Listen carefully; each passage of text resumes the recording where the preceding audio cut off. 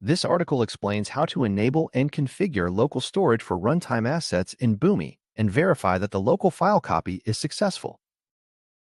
You will learn how to set the local storage directory and save the configuration to ensure proper asset management.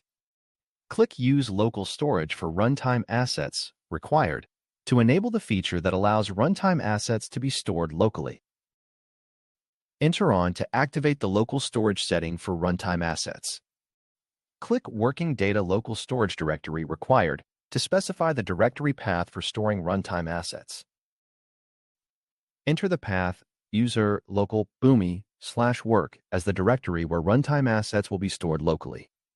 Click Use Local Storage for Runtime Assets required again to confirm the local storage feature is enabled. Click Save to apply and save the local storage settings for runtime assets. How to know the file copy is successful.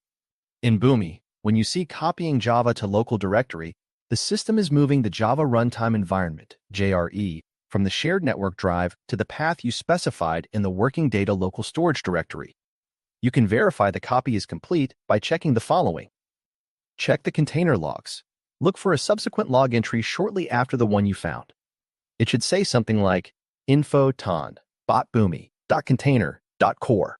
Container copy Java to local listener, Java copy to local directory completed successfully. Verify the local path. Log into the server node and navigate to your local working directory. For example, boomi/local or c:\boomi/local. You should see a folder named JUR populated with files.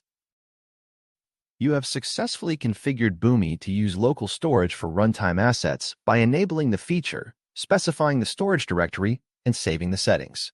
For more information, refer to related articles on asset management and runtime configuration.